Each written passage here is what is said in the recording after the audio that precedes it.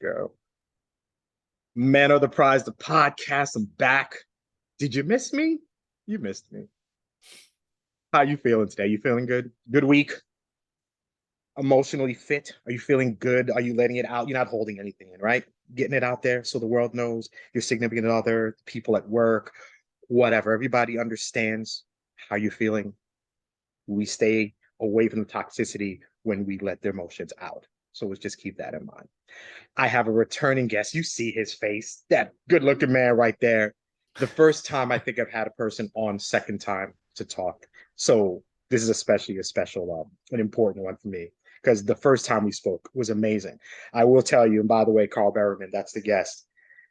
One thing that we talked about that kind of just I spit out is something that has become pretty big in everything I do. We were talking and I threw out emotional scale. And emotional scale is like really a big part of the coaching and everything that I do. Wednesday is like my emotional scale day. And it became a real important part of how I talk to people I coach, to family. And it's a lot of people resonate with it. So I want to say thank you for the conversation that we had. It brought out something that I didn't expect. And it's a phenomenal part of everything I do. So thank you for that. Coach Carl, how are you today? I am doing, as I mentioned earlier, like completely up and down in terms of that. Like I've been stepping on the emotional scale a lot as of late. Like I do it every day pretty much, but I've been really, really focusing in on it. So I'm really curious what your Wednesday emotional scale day entails, because it sounds like that's something I could use big time right now. So if you remember, so we were just talking about it. It's like, wouldn't it be nice? And I think if we remember, you were talking about your relationship and, you kind of talk about how maybe 1 month you're up, 1 month you're down, things are changing. Actually, what it was, I think you were talking about how you took a picture of yourself and then 1 year later you took a different picture. And I think Yep. you said you kind of, and I think I got to the point where while it's good to see what you do maybe a year later, but we're not looking into those months in between. Right. So, so you took a picture for Christmas, January, New Year's just hit. You probably ate terrible, so maybe you didn't look your best. I February is ate great. Valentine's. Christmas You, time is you the best time of year. Turkey, right. ham, stuffing, potatoes, meatballs, everything. You ate great. Oh, But then February is Valentine's Day, so you ate great again. So you got these months, these situations where you're kind of up and down. Maybe March you get back to eating healthier. And I think when we consider our journey, we have to account for situations, for times. Things are gonna affect affect how you go, what you do, your success, maybe your temporary setbacks. When I talk about the emotional scale Wednesdays, how are you doing today? It's somewhat the middle of the week, the hump day. You had to go back to work on Monday. How are you feeling? Do you feel motivated? Do you feel respected? Do you feel fulfilled? Is there something that you want to do? Are you doing it? How do you feel in your relationship? Are you feeling loved? Are you feeling supported? Tuesday, now we're in hmm. throes of work, everything. Wednesday, we're at the middle. Where are you right now? So one, not the best. Four is the best, and that's where you want to be. So it's Wednesday. You trying to start that business. Have you started it yet? Why haven't you? When you get to the four, when you are most confident, when you're ready to go, that's when you're going to do all the things. When you feel like I'm going to take over the world. So do you feel right now that you could take over the world? Or are you at a two where you're kind of questioning things?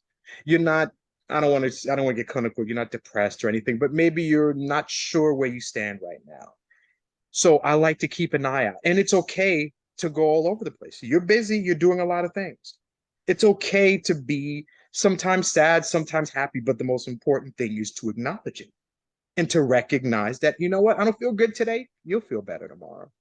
I don't feel confident today. You'll feel confident tomorrow. So this Wednesday, I'm feeling okay. Next Wednesday, I'm kicking ass. And as long as you recognize life is a roller coaster and you don't let it take you down and you just ride it. So every Wednesday, I ask people that. Hmm. How do you feel? Where are you?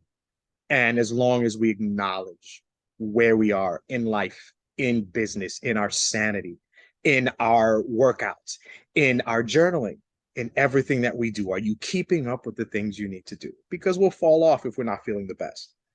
So that's what came out of just us talking. Because afterwards, I posted a video of that part of our interview, and people were like, even you're really the key to it. Because when I said it, and you're like the visceral recognition of it, it hit you. If you ever watch it, you're like, and I'm like, that's the kind of response I want from everybody. But it means a lot, and it meant a lot to me. And I've listened to that multiple times. I've watched it. I feel good watching that episode. Aside from us conversation, but you are such a great person to contact, to talk to. Our back and forth is fantastic. Yes, it So is. so thank you for that. Um, you are here because one, you're a friend, and I want to see you succeed. I want to, and the world needs you. You are about to drop something that is going to help a multitude of people. We're gonna be able to kind of crunch it in, get into a space. What I'm trying to succeed with all these things, but I'm not able to. And I think you have something that might help people. So we're going to talk about it. So tell us all about it, sir. What are we going to discuss and dig into? We're going to crack open today.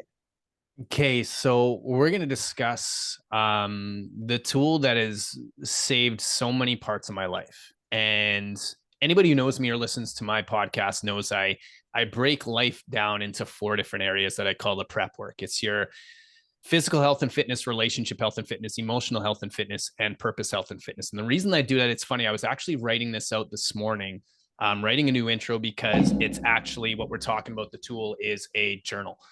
So when you talk about the emotional scale, it's funny, I didn't put 2 and 2 together, but my scale day is Sundays. So Sundays, what I do is Sunday nights, I reflect on the week. And when you're asking yourself, okay, well, how did I do this week in terms of my workouts? How did I do this? So for me, I have an app on my phone that I've been using for years. It's called Done. It's a free app, and essentially it's like a to-do list, but really for me, I have what I call my critical compounding commitments in there. And this is the way that I look at it. This is the way that I look at life. So like when you're thinking about the gym, everybody knows the rule that you can't out train a poor diet. You just can't. It doesn't matter how often you're going, especially as we get older. You can go to the gym and crush it, but it's what you do in between workouts that matters most. So, in other words, like sleep and rehab and everything like that, but specifically nutrition, like what are you feeding your body? Say, for example, I'm tracking right now. My number one thing that I'm tracking is my muscle mass. Like, I want my muscle mass to go up, because the more research I do on that, the more muscle mass is associated with longevity.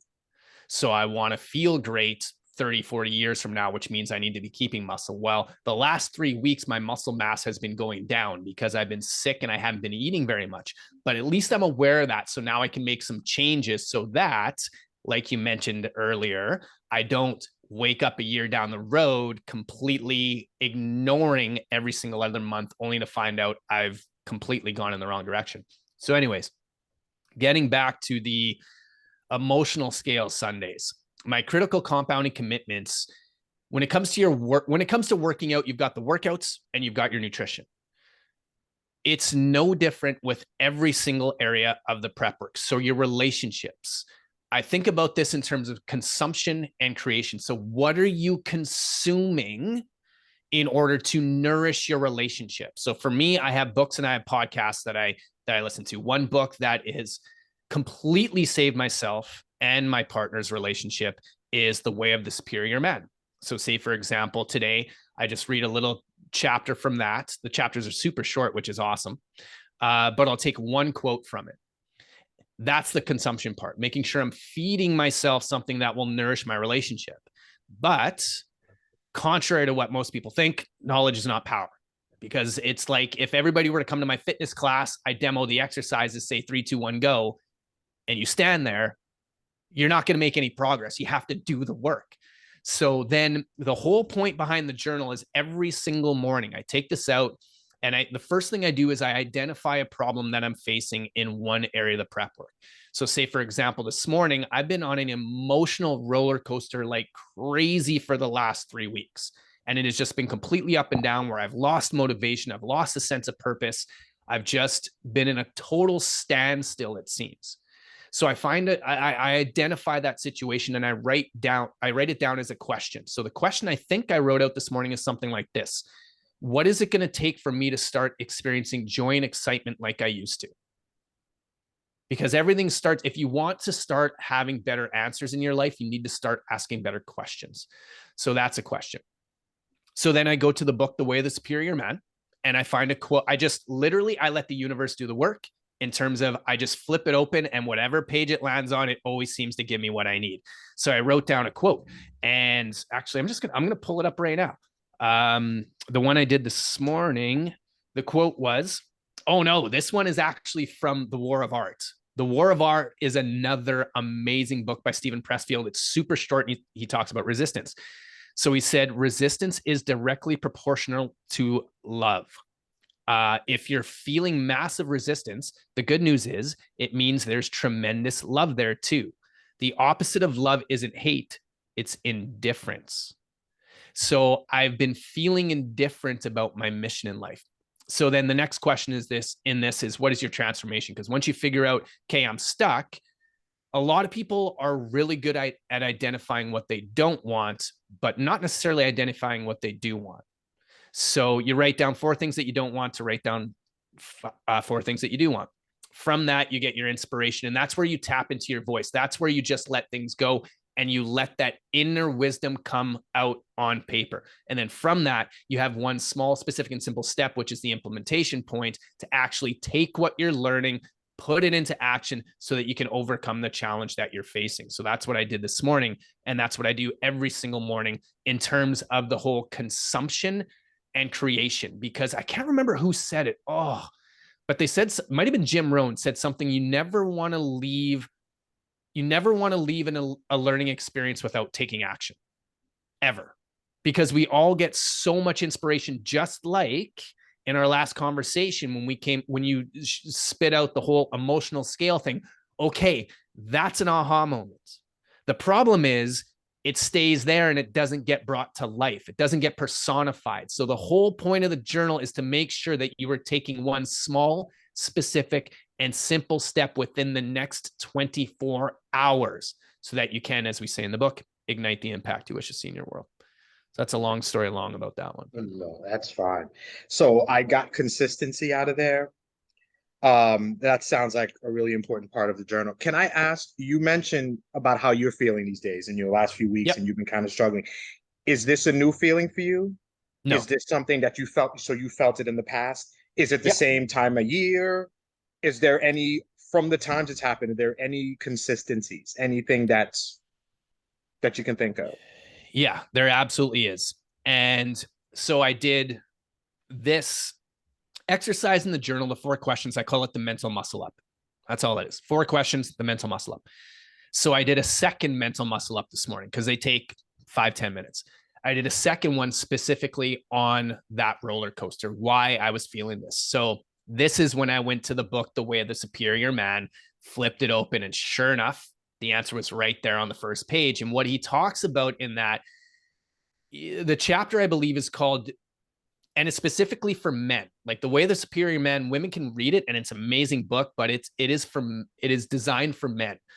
He talks about you have to give up everything for your purpose. But the very first part in the chapter, he talks about how when you are pursuing your life's purpose, it's like peeling away the layers of an onion.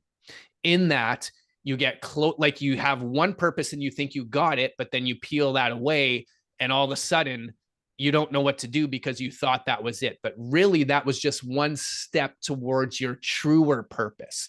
So for me, it's been 6 years this New Year's Eve since I quit my corporate job and decided to go on this journey. And so, excuse me. And so for the past several months, actually probably year and a bit, my purpose has been the journal. But now that it's done and completed and I'm holding the physical copy in my hand, guess what? It's just like in the gym where, okay, I've achieved my goal. That feeling of elation you get from achieving that goal is very, very short-lived.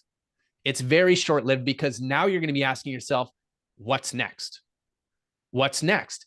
And in the book, he says there has to be periods where you don't know what the hell you're doing. And up until this morning, that's what the last 3 weeks have been for me. I've been struggling with one very specific question. And that question is, who am I speaking to? Who am I speaking to? I know I'm speaking to old Carl. There's no question about that. But how would I really define old Carl?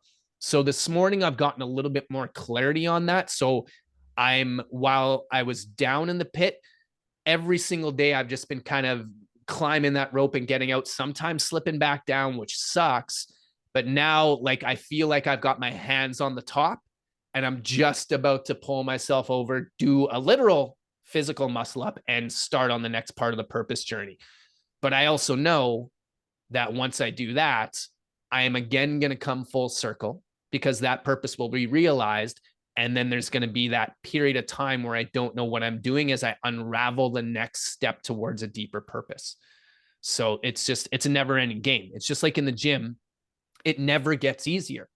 Like, it never gets easier because if you can do 10 push-ups in a row and that's good for you, as soon as you get to that, well, 15 is going to be getting to 15 is going to be just as hard as it was to get to 10.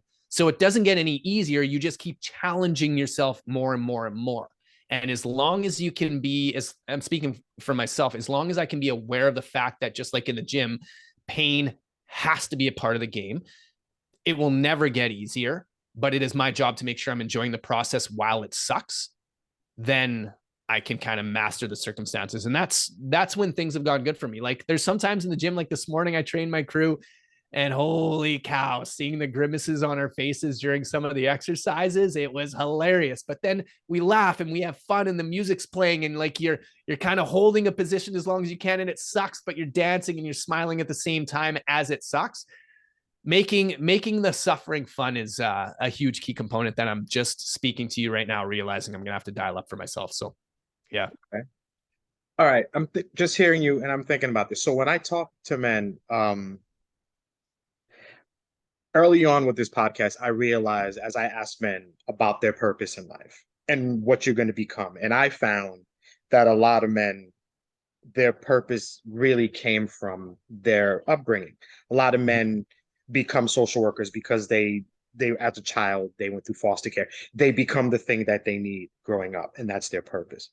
I wonder, and again, not trained psychiatrist or anything of that sort, but I wonder, is the journal literally the thing that you needed for you?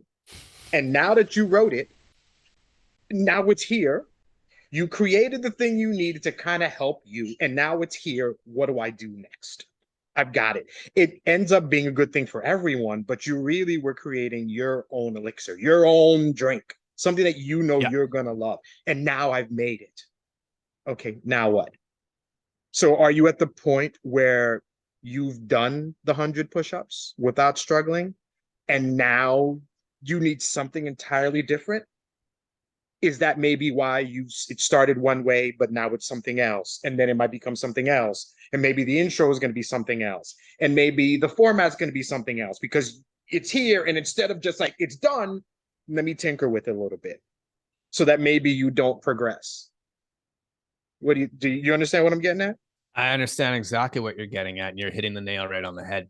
So, right before we hopped on here, I was writing out a new intro, excuse me, for the journal, which I hate calling it journal. I kind of it's a training manual if it's anything, because when you are the whole purpose of the journal is to allow you to tap into your own wisdom to give so that you can build your own blueprint for what your successful life looks like and then be that on a daily basis. It's not me telling you what you have to do. It's you tapping into your own inner wisdom, finding that one and only true voice that will be yours and listening to that so that you discover, define, and declare what success is to you.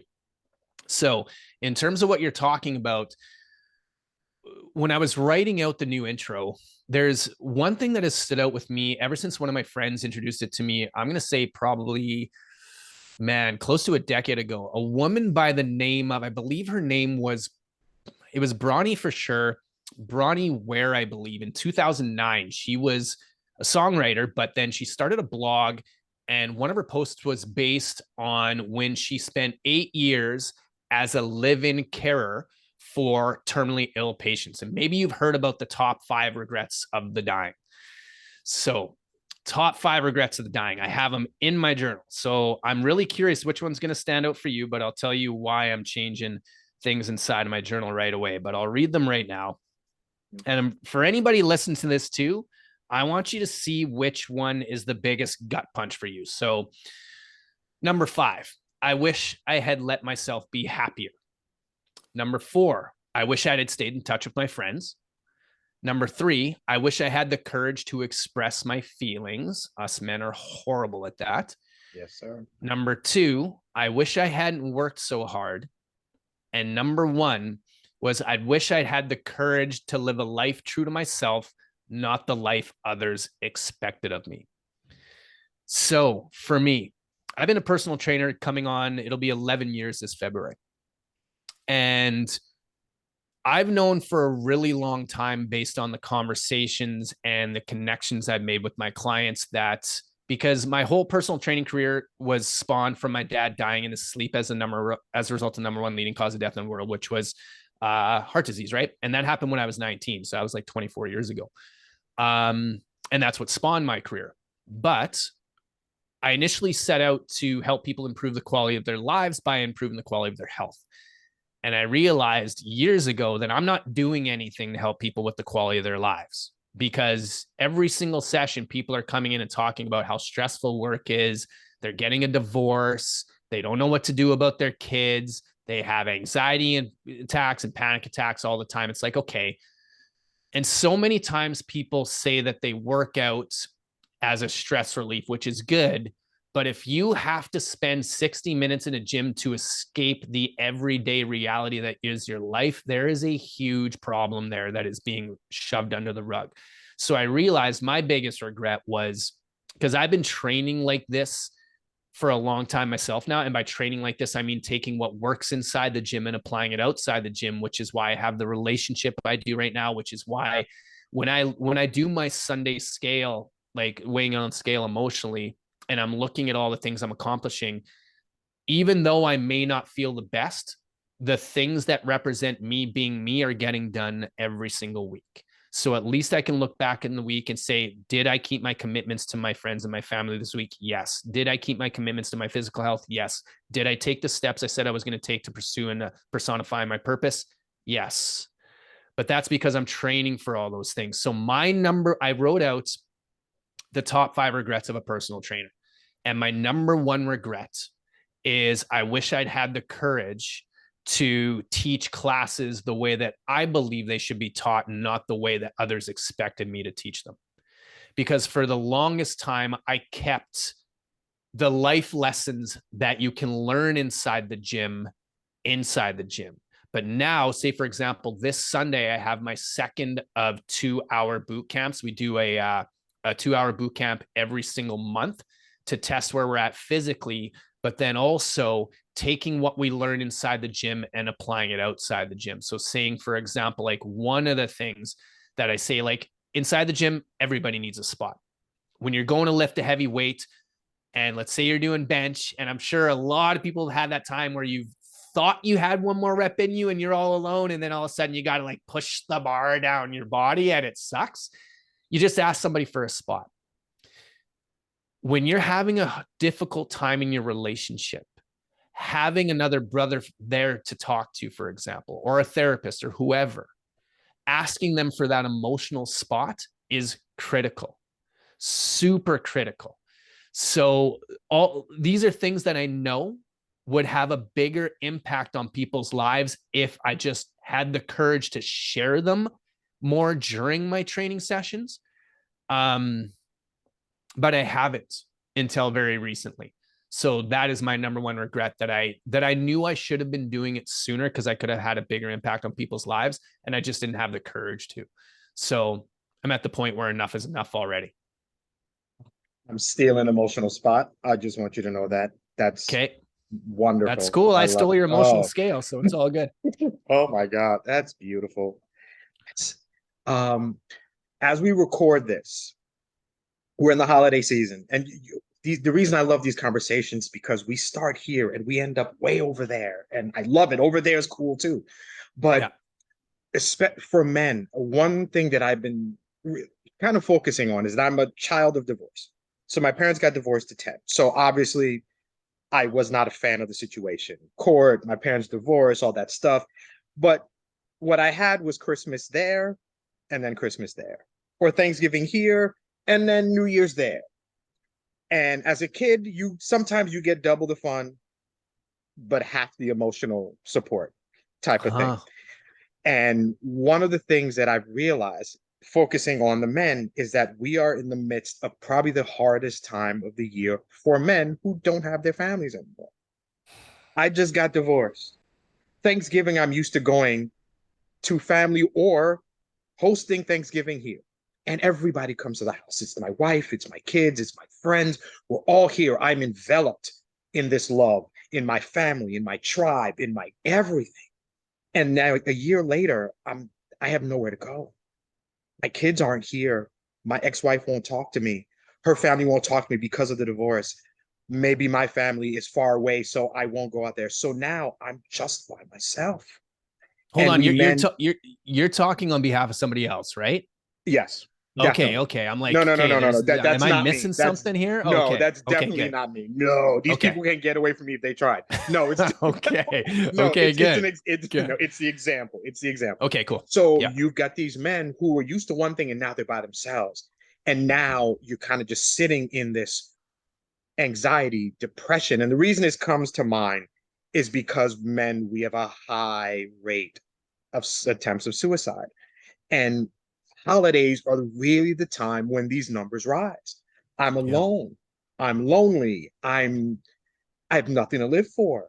What am I doing? I don't get to see my kids. I don't have my money. I don't have a girlfriend, spouse, significant other. And all of this, as you're talking, I'm like, it is imperative. And I've been telling people this that for this holiday season, go check in on the men in your lives. And when you said emotional spot, check in on the men in your life and be their emotional spot. Okay. They I'm need. interjecting really quick right here Mhm. because anybody listening to or watching this right now, you need to pause it and you need to write down as many as you can, one for sure, but three names of people and the date and time you were going to check in with them because that is absolutely huge. So pause it right now, write down those names, the dates and the times that you're going to connect with those people. Sorry to interrupt. Go ahead. No problem. No, and I appreciate you doing that. There are men out there, and because we don't talk, we don't even celebrate our successes. So Nope. why are we going to talk about our losses? There are men right now who probably used to Christmas shopping or finding something for their wife or planning a trip, and now they've nothing.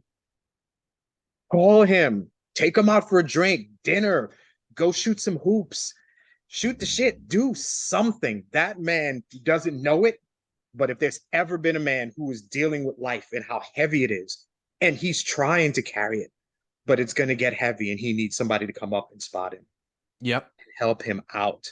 So when you said that, we kind of veered off, but I think it's incredibly important to remember that the men around us need somebody to help us get the weight off our shoulders because we don't do it ourselves well. So when you said that, that hit, and thank you again for No, no, saying that. no, no. But we need to keep going on this because I'm going to share something with me that actually happened this past weekend with regards to that. I take a look at so early 2020 is when my partner and I separated. That's when I had my wake up call and realized that not just was my body completely stagnant and not what I wanted to be, but every area of my life was. So my partner and I separated. And the reason why things are as amazing now as they are with her, I used to think that in terms of the prep work, I like to think about it in terms of your lead domino. Like, which one is the one that's going to have the biggest impact on other ones? Like, is it your physical health that's going to have the biggest impact on your relationships, your emotional and purpose? Is it your purpose that's going to have the biggest? And I used to think, well, of course, it's emotional because if you can control, if you can become the master of your emotions, that dictates your behavior. And if you can control your behavior, then you can do the things that you want to do to be the person you want to be. I found out through experience. And there is no debating this now, that if you want to improve the quality of your life, it starts with the quality of connections that you have as a man with the men in your life. So during that period of time, I just connected hard with, it started with one of my best friends who's been one of my longest standing friends. Him and I would get together on a weekly basis. But then I had two other friends that I also connected with that they didn't know each other. And for the last couple of years, I introduced them a couple of years ago. And now the four of us, actually next week, we have our little Secret Santa gift exchange, but we would get together once a month and we would have cigars around the fire and have bourbon and just shoot the shit. But anyways, I got together with one of the guys last week. He just had a child mid-September, their first kid, Nixon. He's a beautiful little boy. When I went over there, we were making these ridiculous sandwiches. But then as we were sitting down having the sandwiches, he said, I want to read you something. And it was something that he read to his father who just passed away. He went to Vancouver to visit his dad. Luckily, his dad got to meet his grandson. And then within a couple of days, his dad passed away. So him, my friend and his wife, they wrote a letter to their child before the child was born. So it took him a good 5 or 6 minutes to read, but was just all the things that you would want your child to know when they grow up. Like, be persistent, be yourself, like enjoy the little things. For one day you will look back and realize they were the big things, and everything like that. And we were both in tears because at the end of it, it was a beautiful letter, but at the end of it, he said, Carl, the lessons you have shared with me throughout our friendship are peppered throughout this letter. Like, he would stop and say, Carl, I got that from you. Carl, I got that from you. Now, why this is important, because this was at a time where I was doubting whether or not the message I was sharing actually had an impact on anybody. I kept telling myself, Carl, nobody gives a shit about what you have to say. Nothing you have to say is really significant. It's not having an impact on anybody. And here is this guy who wrote a letter to his child with a good deal of it being influenced by his and I's friendship. So where I'm going with that is, you never know the impact you're going to have on another man's life just by being there and sharing life experience with them. You never know. It reminds me of something that a UFC fighter said after a fight, when he was talking about one of his friends had committed suicide like a night before the fight or something like that. And then he said, you know what? I would rather, if any man is hesitant to ask another man for emotional spot, because we're very, very hesitant. Just, this is what the UFC fighter said. He said, I would rather get a call from a friend crying than attend his funeral. Damn right. Damn right. Damn right. Oh my goodness. This conversation is going nowhere where I expected. This is really interesting. I interviewed a guy a week ago, and he was talking about how for life for him, he didn't deal with a lot of loss. Somebody asked him, has anybody passed away in your family? Anything happened? He's like, no, I haven't really had any loss. And then a month later, he lost his mother and brother within like a 6-month span, both. It just out of nowhere. And within the conversation, he was talking. His mother was his best friend in the world. They spoke all the time. And he told me two things that just hit me hard. One, his sister went to go to the house to go see his mother because he tried to reach her and she wasn't answering. She went to go find her. She had passed away. So she calls him to tell him she calls him to tell this, oh my God, I found mom. She's gone. Yeah. And obviously wow. He picks up his phone and he calls his mom. And he said it to me and I didn't get it. When anything big happens in his life, the first person he would call or he would talk to or he would discuss it with was his mother. His mom passed, and immediately his response was to call mom. And then it finally hit him. I can't talk to you. You're not here. And I'm like, oh, wow. The other thing he said, and I might be incorrect in this, and it led to something that might be something you might consider. His mother had like those old cassette tapes that, you could record thoughts and stuff like that. Mm-hmm. One day she decided to record something for him. And it's just a tape of how much she loves him and why. And he found it afterwards. Wow. So can you imagine this man? Oh my And God, he that would. found, can you imagine that? Can That'd you be the best imagine? and worst thing in the world. I'd be broken. Can Yeah. you imagine hearing somebody? And it's good because wow. But what hit me with that is that hit me, and then it occurred to me, and you tell me what you think. What if we did that for ourselves? What if you took a video or audio recording January 1st, or maybe it's a really Hmm. good day you're having, and you're just like, you know what, Carl, you are the best coach there is. You are an amazing man. You are so emotionally supportive in this relationship. These people who you train respect, value, love you. They can't wait for you to walk into that location. They love what you do. They may not say it to you, but they love what you do. Carl, your friends value your input, your presence, everything that you do. Carl, you are a damn good looking son of a bitch. Everything. And you record it and you save it. Mhm. And what he was talking about is something that I think is called ethical wills. Okay. And what it is. So we can write a will and we leave, my property and stuff like that. But what if you left your emotions to people? In this case, what if you left acknowledgement, positive The reinforcement? emotional will.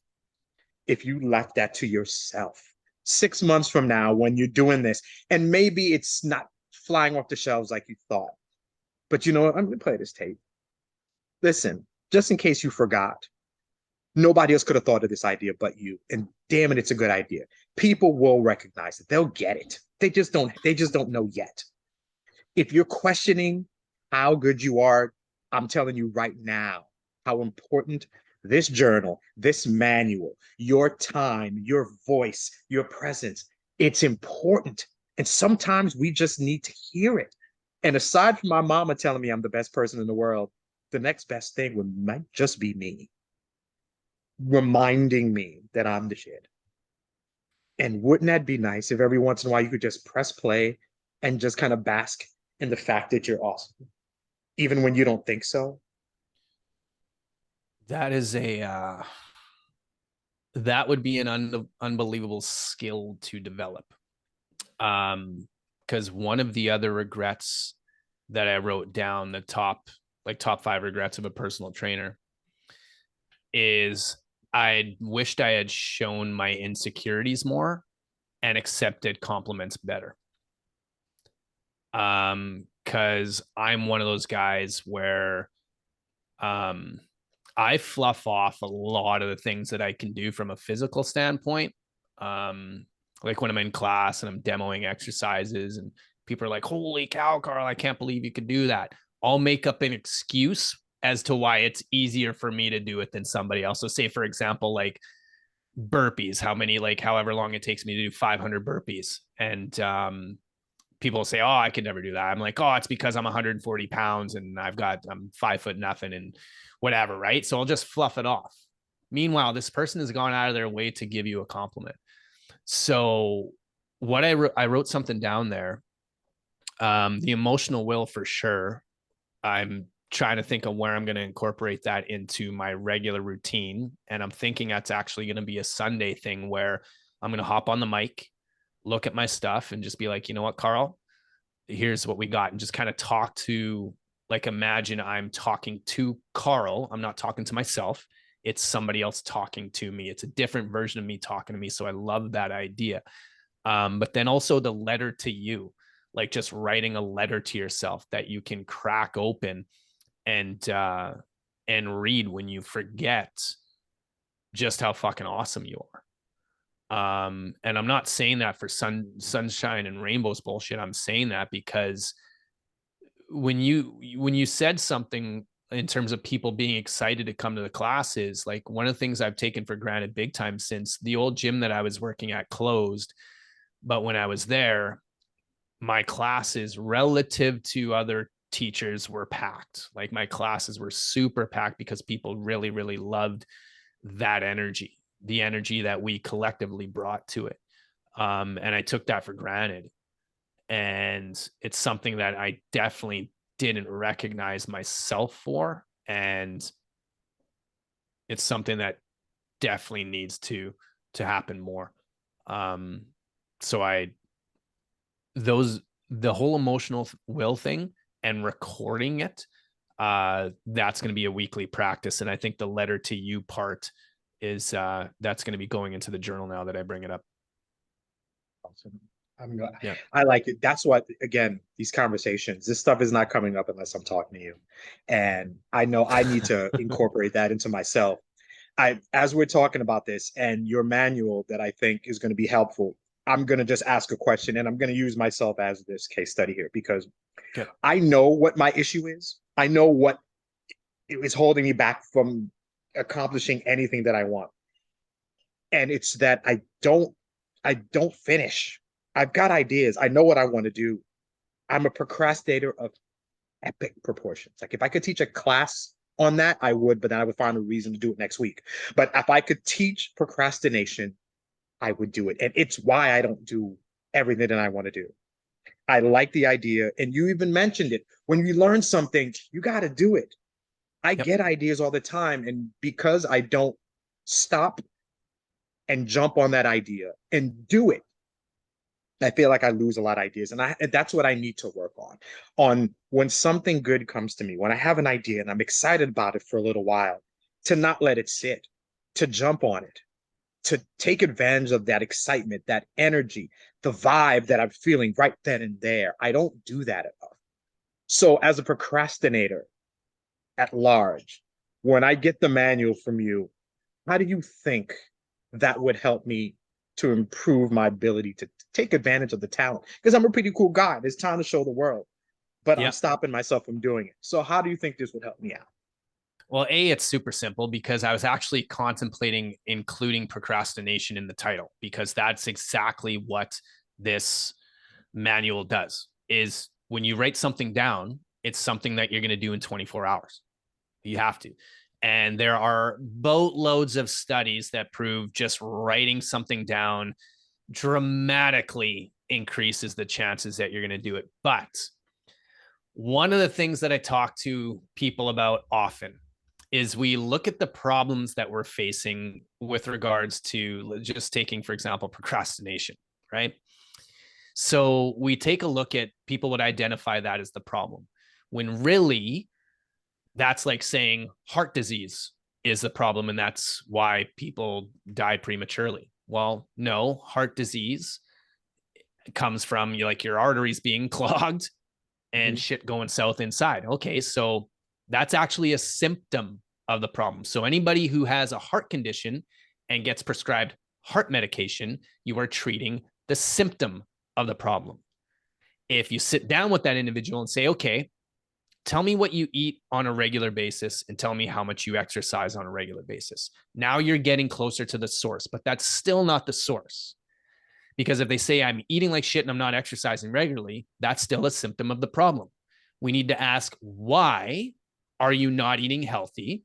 So what are the reasons slash excuses you have for not eating healthy? And what are the reasons slash excuses that you have for not exercising regularly? Now we're going to get to the source of the problem. So what is the source of the problem when it comes to procrastination? And this reminds me, one of the stories I love telling is in the year 2000, I watched a documentary on Annie called The Biography of the Millennium. And what it did was it made a list of the top 100 most influential people of the previous 1,000 years. So on that list, you had Bill Gates, you had Elvis, you had Michelangelo, you had the Beatles, then you had which the one, there were two that were really ironic that stood out for me. Number 17 was Gandhi. And right ahead of him in terms of being more influential was Hitler. Mm-hmm. So, but number one was a man named Johann Gutenberg. And most people don't know who Johann Gutenberg is, but Einstein was like number 8 or something like that. Newton and all those guys weren't number one. Gutenberg invented the printing press. Now, why the hell would the printing press be more influential than the guy who discovered the theory of relativity? Because without the printing press, every single person on that list would have been lost in their age. You would not have been able to communicate their message throughout throughout centuries. Okay. So his was the most important. So his was the source of everything else. So when it comes to procrastination, I found that there's 3 things that are the source of procrastination. Number 1 is people don't have a coach. They don't have a coach that they know is going to hold them accountable. Don't ask friends to hold you accountable. Friends are there to give you hugs. A coach is there to give you the kick in the ass that you need. Number 2 is a community. So you need a community of people. Say, for example, one of the women that I used to train, she was in her 60s. She would come and train with other people that were in their 20s and 30s. We'd be doing a sled push like the football players do. And the 20s and 30 somethings would have a crazy amount of weight on there. And before, I would never be able to get her to push a lot of weight on there because she just couldn't think she could do it. Put her in a room with other people who are doing it. And when she steps up to it, I ask her if she thinks she can do it. She says, I don't know, but I can try. All of a sudden, she's willing to try, and she ups the game because she is surrounded by people who are upping the game in front of her and around her. So you have to get in front of, or you have to be in that community as well. But then what I found, one of the problems with communities, especially online communities, is there's a lack of connection there. So I was in a men's coaching program from 2017 to 2020. And while there were hundreds, even thousands of men in there, it wasn't until I found the one guy that I could really connect with, that we FaceTime multiple times a week and we connect with, that we now hold each other to a certain standard. So we both have our coaches, we have our communities that we're a part of, but then we have kind of like, if you want to keep it a C word, our comrade. Okay. So somebody that we're competing with. So if anybody is struggling with procrastination, I guarantee you having those 3 things in place are going to make sure that you procrastinating. That's good to know. That's good. Yeah. And those are honestly, I'm missing 2 out of the 3. To be honest, I'm missing all 3. I can say that in all honesty. If I look at that, I can push myself, but I think, and if I really contemplate it, I've done my best work in the gym with guys, No lifted question. weight that I didn't think I could put that up. Go ahead. Yep. Try it. I'll spot you. Go ahead, see what you can do. Exactly. I've learned my favorite exercises with just hanging out with some guys that I met. People who aren't even friends, but just guys in the gym. You're right. So it's our environment has a lot to do with it. You have the right voices around you. You can accomplish a lot, and I need to work on those. So Have you read the book Atomic Habits? no. Okay. In Atomic Habits, he talks about, if like the first thing that we want to do, like say if you're setting a goal, you got this idea for a business, something that you want to do, and you're procrastinating on it. One of the reasons a lot of people fail to reach their goals is because they make it about what they want as opposed to who they are. He says, as soon as you link something up to your identity, that's when it becomes real. So say, for example, me, throughout the pandemic, like when I was training from home, and I'm a personal trainer, it's not like I have no shortage of ideas of what to do for training, but I would still buy online programs because I just didn't feel like making my own stuff up. I would do it for other people. I wanted somebody to do it for me. So, but I was missing workouts like crazy. So for me, I like to think that I'm a man of my word. Like that's part of my identity. I'm a man of my word. And I am, like, one of my I am statements is I am fit as fuck. Like that's just, that one really resonates for me. So when I would have trouble working out, what I would do is I would text one of my buddies, Mike. I'd say, Mike, I'm having a really hard time working out.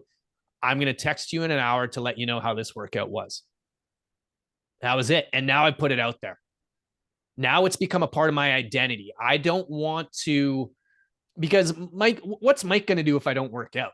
He's not really going to do anything. It's not like he's going to get mad at me or he's going to break our friendship or anything, but it was enough for me to know that I've put myself out there, and I don't want to be a type of man who lies and is all about words and not actions. So as soon as I said, Mike, I don't want to work out, I'm going to text you in an hour to let you know how it was. Boom, workout done. And that's what this other guy is like with me. That's why when I don't feel like doing something, I tell him, I don't feel like doing this right now. I'm going to get back to you in an hour and let you know how it was. That's it. Because now I have to do it because it's part of my identity, not just something I had off in a whim. So if you want to stop procrastinating, tell somebody that you don't want to let down what you're going to do.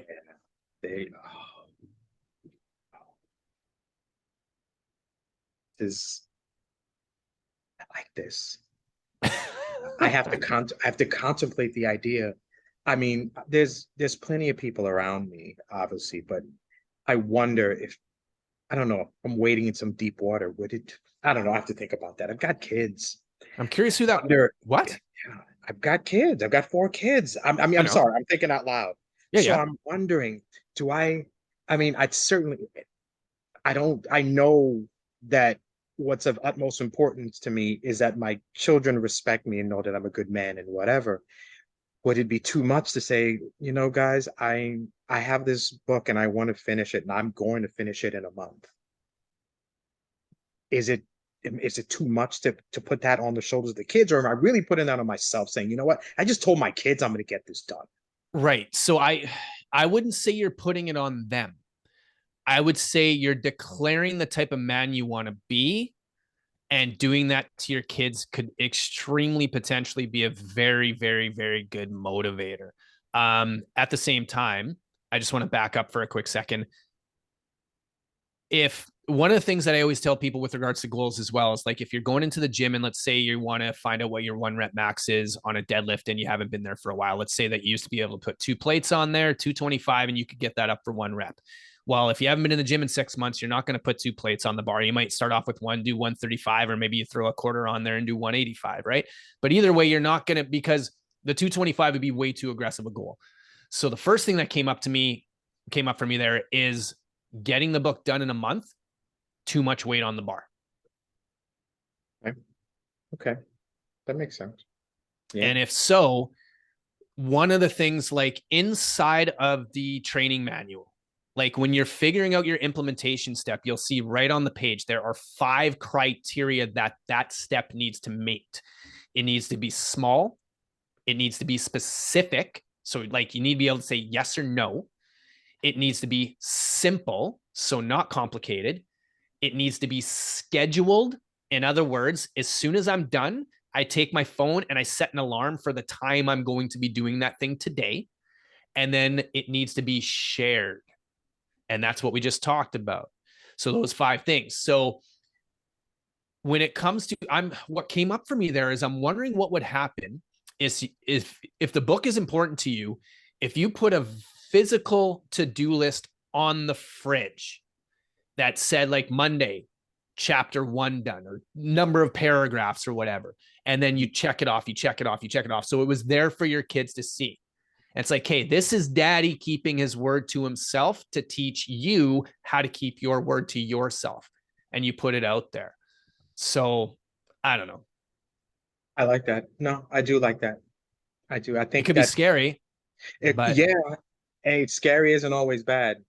no, exactly. Scary Hey, is usually not bad at all. mhm. Wow. Okay. Whew. It's always deep when we talk. I like this. I'm definitely when this manual is out, I will definitely have a copy and I will definitely implement this in my life. I think I like it. I like you, so I know I'm gonna like what you created. Yep. So I'm You're on the list of the ones that I'm ordering right now. So you'll be getting it most likely in January is when you'll oh get it. oh, thank you so much. I appreciate Yeah. that. I appreciate that a lot. And yeah, and with that, we'll definitely keep in touch and I'm sure I will just bombard you like this is awesome. Oh my goodness. But I hope that's so. awesome. I hope so. Let me ask you. So obviously I do prize and I go through the letters and you did that with me. Yep. To kind of just like put a bow on this. I use this journal. I don't know if I complete it. I don't know if there's an end game or so to it. But what is your expectation to somebody who gets this journal and just follows the journey, follows the plan? When I'm done, if that's an actual thing, what's your expectation for that person when they are done using that manual? Okay. So, first things first, it's never done. It's just like fitness is never done. Like I'm realizing right now, this week, I realized there's two positions you can be in that really suck in life no matter what you're talking about. It's when things are going complete shit, or when you've hit a plateau no matter how good things are. So right now, like today, for example, every Friday I step on the Renfo scale, which tells you your body fat and your muscle mass and everything. And I take a glamour shot. So shirt off in the mirror, and I take it and I compare it to last week and whatever. So like everything's still there. Like I've still got the 6-pack, muscles are looking good, everything like that. But I've plateaued. Those pictures have been like that for about a year now. There's been a couple blips, but it's been actually almost 2 years, because it was February 2021 when the transformation really happened. So I'm realizing, okay, like what's next for me? Because I need to be making progress in order to feel good about life. And then I realized the same thing inside of my relationship with Jenny Lee. Like I realized like our communication is unbelievable. Our intimacy is incredible. The way we talk to each other and the amount of respect we have for each other is ridiculous. But it's been like that for a long time now. So I need to up the game there, because as good as it is, we've still plateaued. So getting back to your question, the workbook, the manual is designed for 90 days. And the way that I'll look at this is when I've got one client right now, he's 65, and every single year around this time, what we do is we say, okay, we've made this kind of progress. What are 4 facts that we want to realize over the next year? And then we break them down into 90-day increments. So could be, okay, well, I want my body fat to go down. I want my visceral fat to go down. I want injuries to be less frequent. And I want my base level heart rate to be down. Those are 4 things that are really important to him. Okay. Notice I didn't say anything about weight there. He has a number in his head for what he wants his weight to be, but I know better in that we're going to achieve those things before we hit that weight, which is always the case. So now that we know those 4 facts, now we're going to establish the compounding and the critical commitments we need to keep on a weekly basis in order to do that. So the manual, what that will do is at the beginning of the 90 days, this isn't in the manual because this is more of a course, and I have a course online that will be a part of this, but you establish who are you? What is your ideal self in every single area of the prep work? So when you, perfect story for this one, let's say in a year from now, you met somebody that you hadn't seen in a year at the airport, and you're just sitting there and they ask you how it's going. And you say, you know what? My life is absolutely phenomenal, and here's why. So what are the facts inside of each area of the prep work that would make your life phenomenal? And then every single day, you were going to have those in mind as you write down one small, specific, and simple step that you will schedule and share on a daily basis in order to ignite the impact you wish to see in your world. So you're going to be consistent at making sure you're taking action and doing the things that are going to represent you being the best version of yourself in all 4 of those areas. And look back and it'll be tangible, because in the journal, there's a weekly tracker to see, okay, was I being that? So you can physically look and say, holy shit, for the last 90 days, I did this many mental muscle ups, and this is where I am now physically. This is where my relationship is at. We're having more sex. We're actually talking. We don't fight nearly as much. Emotionally, I'm noticing even when I am in my darkness, I am still able to keep my commitments and not shut down like I used to. With regards to my sense of purpose, I now feel like when I wake up in the morning, I have things that I am excited and look forward to doing because I know they actually give my life meaning. That's what you'll get at the end of the journal. That's it. That's it. That's what I need. And I'm ready. I'm ready. Oh, dude. Obviously, this has been a fantastic conversation. Yes, it has. We will have many more, especially once I get the manual and I can get started. Yeah. But I want to take a moment and just say, anything that you do, anything that you put out into the world, I know is going to be great and it's going to help people. And obviously, we're recording this because this is an episode of a podcast. But keep this episode close. Yes. If you're at any point and you're a little skittish about what's going on, play me, play my voice. You are the fucking man. You are helping people. You've come up with something that is helping men, helping people in general. Your spirit, your desire to help is something that is so needed. And I'm so happy that I've met you, if nothing else. I'm a better person because of our conversations. I'm better in my professional, in my emotional, and everything. What you do is wonderful. You are one of the best people that I know, and I haven't met you in person. And one day we're gonna have a beer and talk, and I'm gonna Absolutely. watch you do 500 burpees. I don't know. I've You're yet not to. watching me, you're doing them with me. Okay, That's sure. rude.